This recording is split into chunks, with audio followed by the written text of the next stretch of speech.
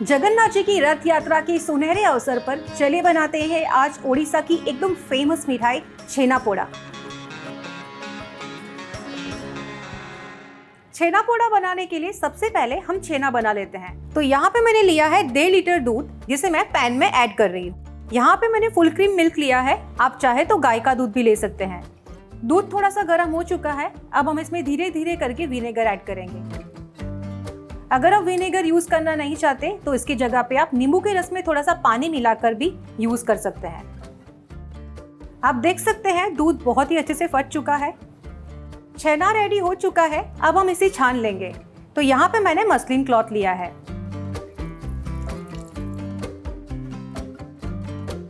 इसे हम अच्छे से प्रेस करके जो इसका पानी है वो पूरा निकाल देंगे और इसे नॉर्मल पानी से वॉश कर लेंगे।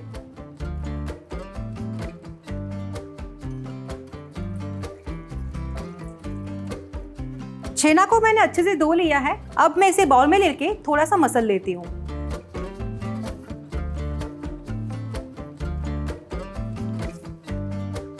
सबसे पहले ऐड करेंगे 3 टेबलस्पून सूजी, आधा कप चीनी, 1 टीस्पून इलायची पाउडर, 1 टेबलस्पून घी ऐड करेंगे, 1/4 टीस्पून बेकिंग सोडा। अब इसे अच्छे से मिक्स कर लेते हैं।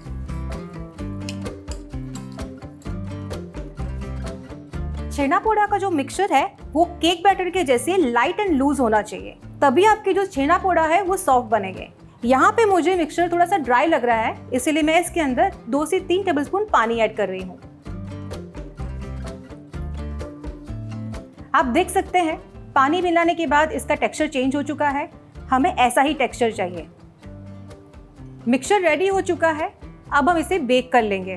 तो बेक करने के लिए यहाँ पे मैंने केक टिन लिया है, इसे हम ऑयल से ग्रीस कर लेंगे। इसमें हम एक पार्चमेंट पेपर रख देंगे, इसे भी हम थोड़ा सा ऑयल से ग्रीस कर लेंगे। अब मिक्सचर को हम टिन में ट्रांसफर कर देते हैं।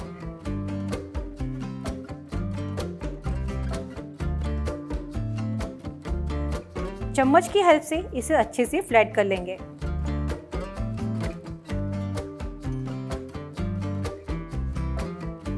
मिक्सचर को मैंने केक के टिन में भर लिया है। अब हम इसे बेक कर लेंगे प्रीहीटेड ओवन में 180 डिग्री सेल्सियस पे 30 से 35 मिनट के लिए।